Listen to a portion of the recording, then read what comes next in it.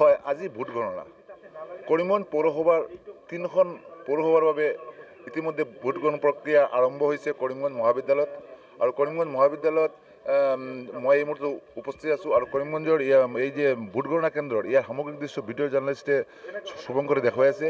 এই মুহূৰ্তত ইয়াতে ভোট গণনা প্ৰক্ৰিয়া আৰম্ভ হৈছে। আৰু প্ৰথম অৱস্থাত কৰিমগঞ্জৰ ৰামকৃষ্ণনগৰৰ যি 8টা ৱাৰ্ড আছিল, এই 8টা ৱাৰ্ডৰ ভোট গণনা আৰম্ভ হৈছে।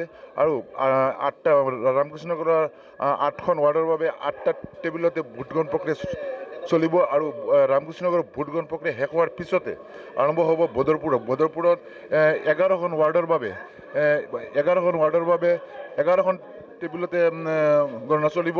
আৰু বদৰপুৰৰ শেষ হোৱাৰ পিছতে কৰিমগঞ্জৰ যি আছিলে 27খন ৱাৰ্ডৰ বাবে 12খন টেবুলতে ভোট গণনা প্ৰক্ৰিয়া আৰম্ভ হ'ব। তো মুঠতে ক'বলৈ গ'লে যে কৰিমগঞ্জৰ 3খন পৌৰসভাৰ বাবে প্ৰায় 75,611গৰাকী ভোটাৰে 170গৰাকী প্ৰাৰ্থীৰ ভাগ্য নিৰ্ধাৰণ কৰিব।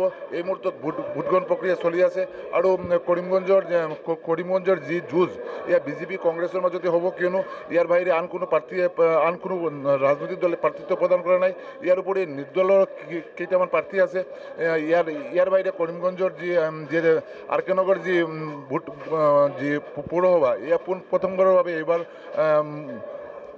নিৰ্বাচন হৈ আছে। তো এই ক্ষেত্ৰত আৰ কে নগৰত যি মুঠ আছিলে 10খন ৱাৰ্ড, 10খন ৱাৰ্ডৰ মাজত 2খন ৱাৰ্ডত ইতিমধ্যে প্ৰাৰ্থী বিনা প্ৰতিদ্বন্দ্বিতা জয়ী হৈছে। তো এই ক্ষেত্ৰত ৰামকৃষ্ণনগৰত 8খন ৱাৰ্ডৰ বাবে ভোট গণনা চলি আছে। আৰু বদৰপুৰৰ আছে 11খন আৰু কৰিমগঞ্জ আছে 27খন ৱাৰ্ড।